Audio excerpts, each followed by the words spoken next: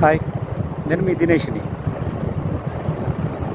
Okay, చూస్తారు కదా ఎంత గ్రీనరీ ఉందో. సో మన జర్నీ మేడ్చల్కి జరుగుతూ ఉంది. సో మన ఫ్రెష్ ఆక్సిజన్ పీల్చుకుంటూ హ్యాపీగా వెళ్ళిపోవచ్చు. చాలా హ్యాపీగా మన జర్నీ ఉంటుంది. సో మీరు చాలా హ్యాపీగా ఒక 1 year ఎక్స్ట్రా బతికేయచ్చు అనమాట ఈ ఫ్రెష్ ఆక్సిజన్ తీసుకోండి. సో ఇక్కడ కాకపోతే ఒకటి ఏంటంటే, సో మనం కొంచెం అన్నీ కూడా జాగ్రత్తగా చూసుకోవాలి. సో కొంచెం ఏరియా అనేది సేఫ్, దాని విషయంలో నో ప్రాబ్లం. బట్ పెట్రోలు అవి మనం కొంచెం జాగ్రత్తగా చూసుకోవాలి. అండ్ టైర్స్లో గాలి ఉందా లేదా అనేది చెక్ చేసుకోవాలి. అదే ఫ్యామిలీతో ఉంటే కొంచెం మరీ చీకటి పడక ముందే కొంచెం జర్నీ చేస్తే బాగుంటుంది అనేది నా ఉద్దేశం.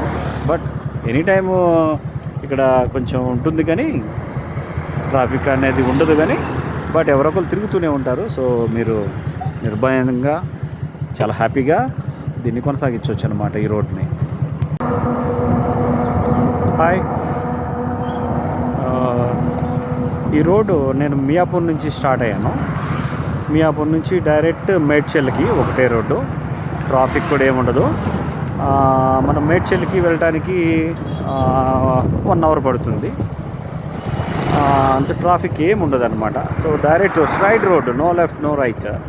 అదేవిధంగా మనం వేరే మెయిన్ రోడ్లో వెళ్తే మియాపూర్, ఆ తర్వాత కూకట్పల్లి, బాల్నగర్, ఆ తర్వాత సుచిత్ర, కోంపల్లి,